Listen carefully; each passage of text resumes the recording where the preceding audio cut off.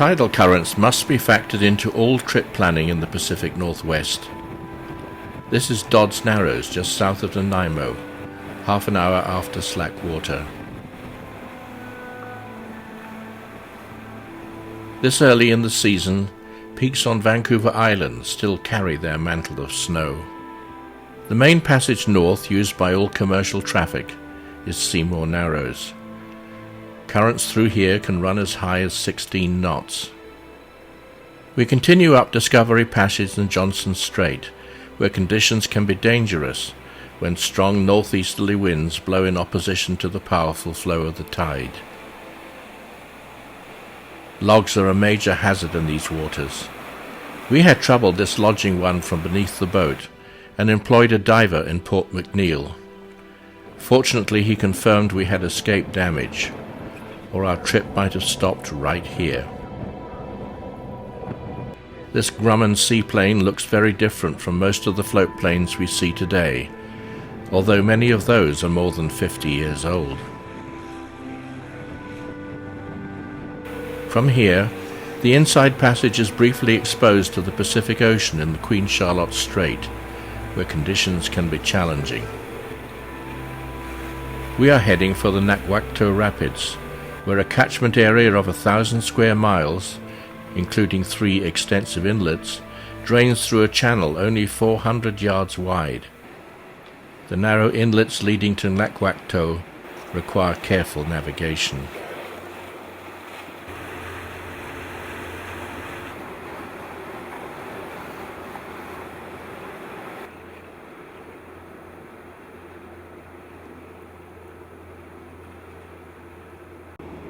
We've got a slack at 5 o'clock, I believe, at the rapids.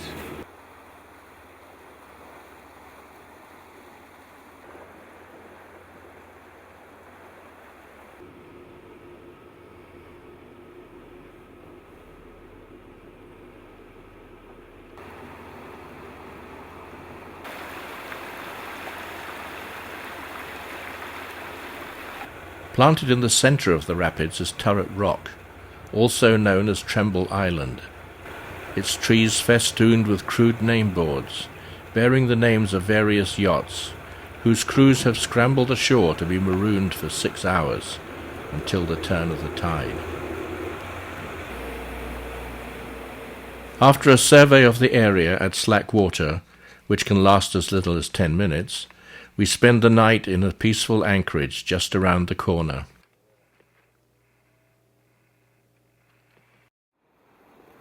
The following morning we return to Nakwakto to observe the rapids at full flow.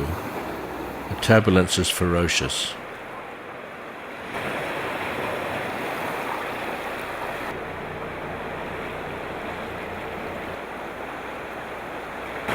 We take care to steer well clear of the main outflow.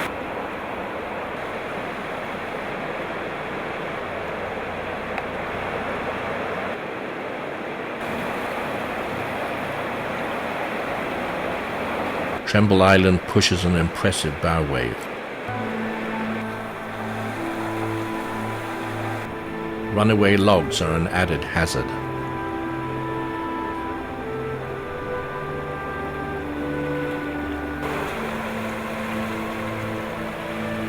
After 1 hour we turn downstream and are carried along on the powerful current flowing towards the open sea.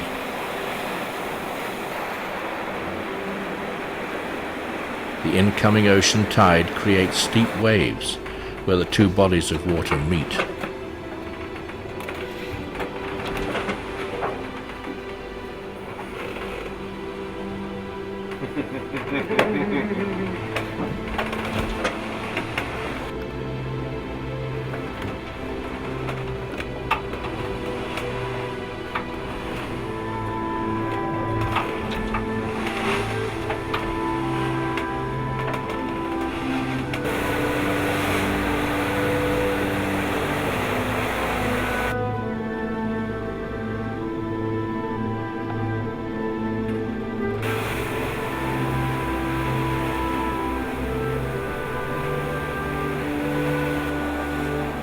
In Queen Charlotte Sound we encounter more logs.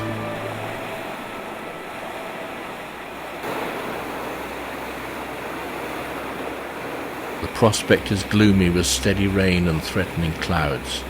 The radar shows more to come. We turn into Fitzhugh Sound and meet the BC ferry coming south from Prince Rupert.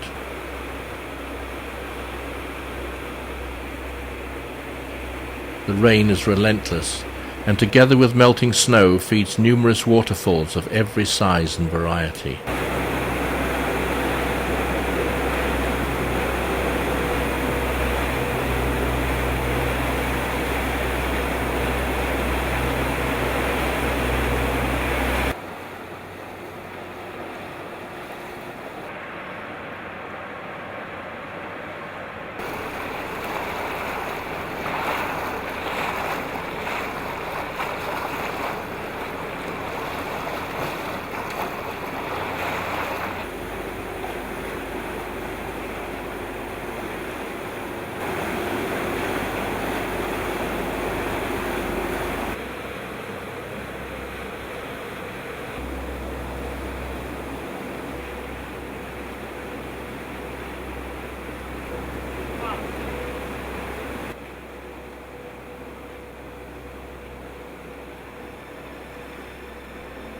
We head inland towards Kitimat, and weather-wise we find ourselves in a different world.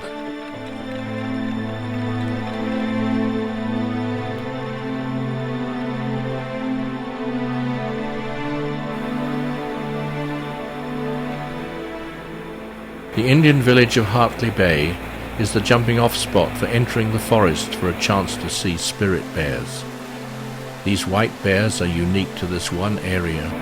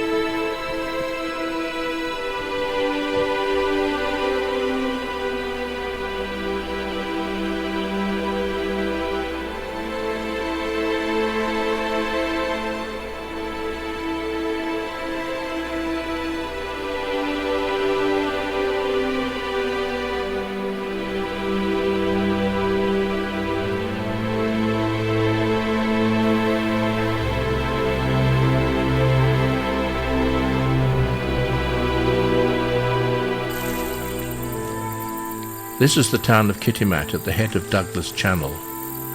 Logs even drift into the marina.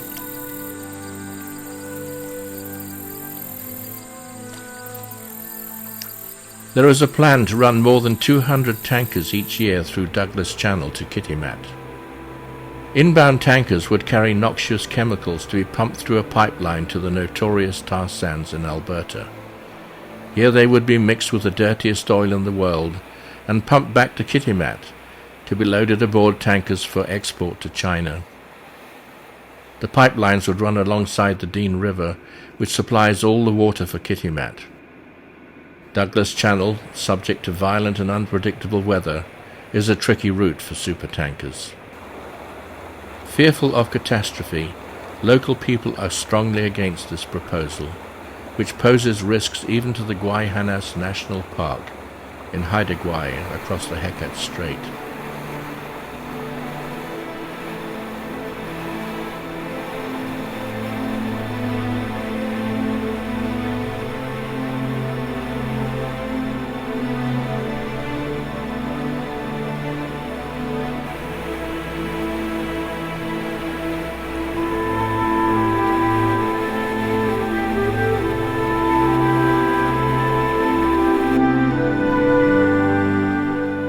We head next up narrow Grenville Channel and spend the night in scenic Nettle Basin.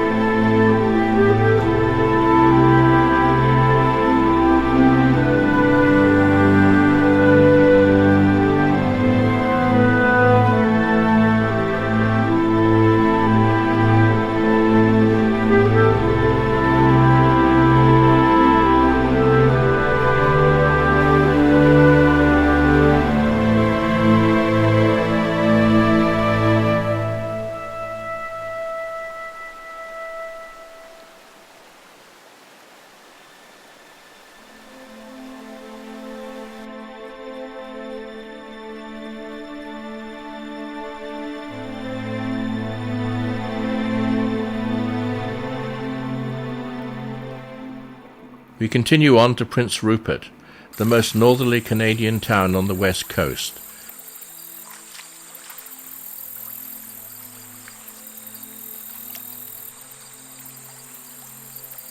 The population evidently feels the same about the pipeline. A local regatta is in progress.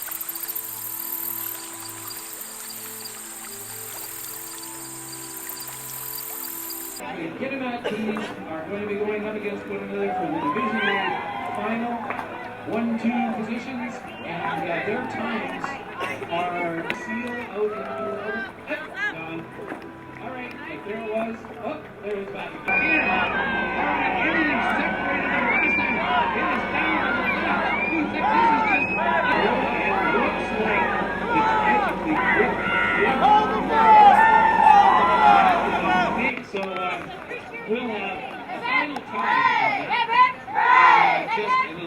Dixon Entrance is the second portion of the inside passage, exposed to the open ocean. But the weather is favourable, and we cross without delay to the Alaskan port of Ketchikan. During the summer months, as many as 5 cruise ships per day call here.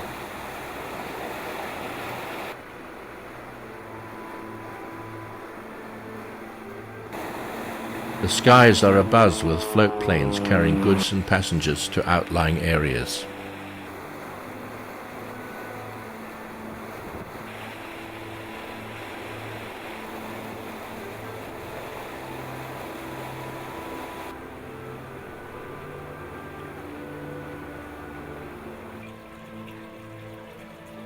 The rain is back. Downtown shops cater to tourists who arrive by ship, ferry and plane. We take in a lumberjack show arranged for their benefit.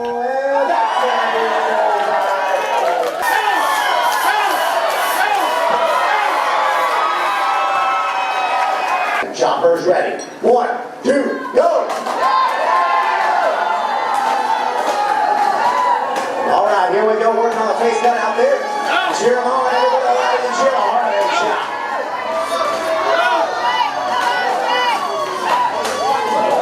There goes Jake Justice, making the turn on the body, put the back gun on it.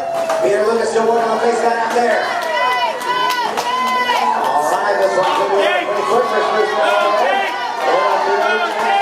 Put the back gun on it. Spruce Mill.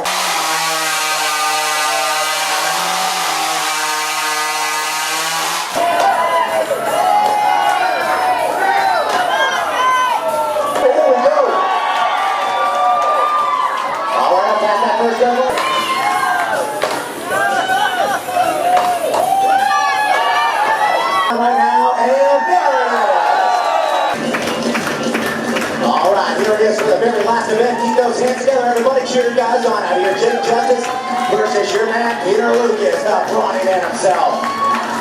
Whoa! The marinas are crammed with a wide variety of boats. This one occupies a tidal grid, which allows the hull to be worked on at low tide.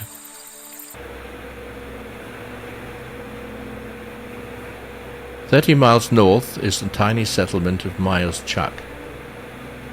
The narrow dogleg entrance into the harbour is hard to see until the very last moment.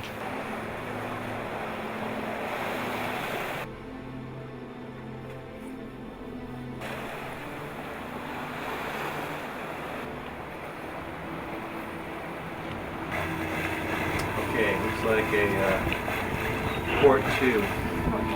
The government dock provides a convenient overnight stop for visiting yachts, but the permanent year-round population has dropped to less than 10.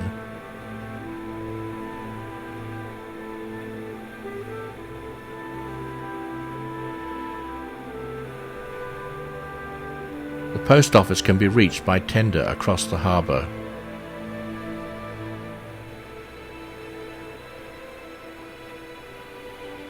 Louisa tries the phone in rustic downtown. Mail is collected every Tuesday. The postmistress brings sticky buns to visiting boats in the morning.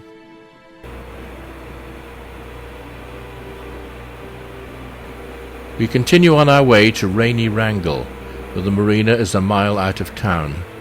From here, to reach Petersburg, we negotiate Wrangell Narrows. 20 miles in length, this narrow and twisty channel is well marked, with over 60 navigation aids and 5 sets of range markers.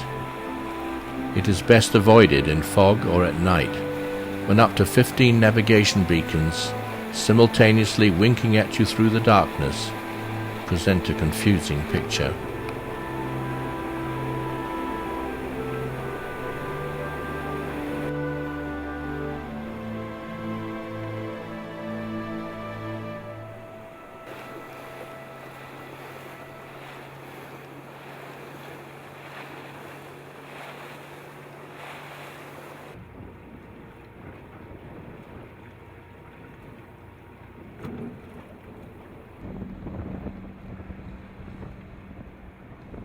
The business of Petersburg is fishing, and we are directed to a berth vacated by a fishing boat currently out at sea. In a reversal of the usual situation, it is Venture's turn to look small, surrounded by her working sisters.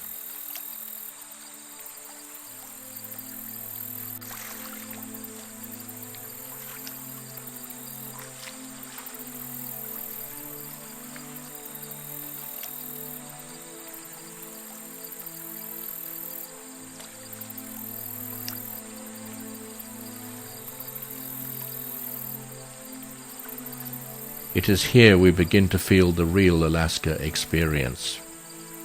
The weather turns fine for us as we head eagerly to the glaciers, now within our reach.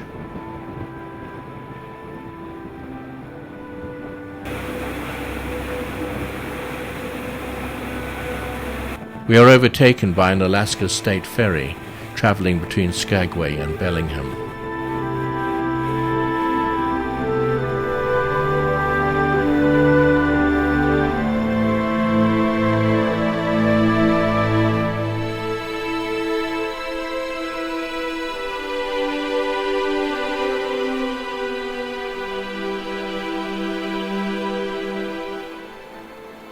We enter Thomas Bay, where the Baird Glacier discharges its river of ice.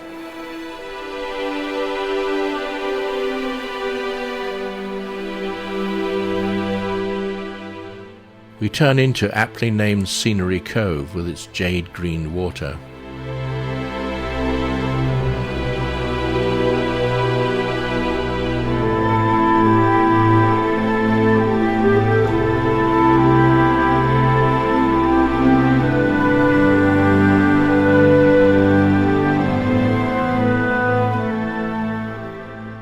Sadly, it is too deep for anchoring, so we anchor instead at the southern end of the bay, in a delicate sunset, followed just 4 hours later by a breathless dawn.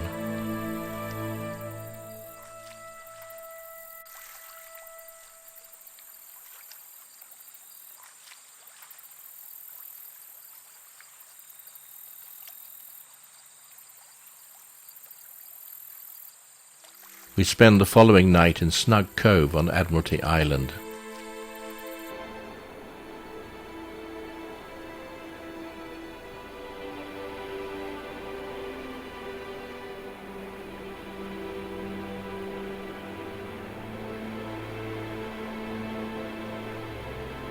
Returning to the mainland across Stevens Passage, we encounter floating ice for the first time as we approach the entrance to Tracy Arm.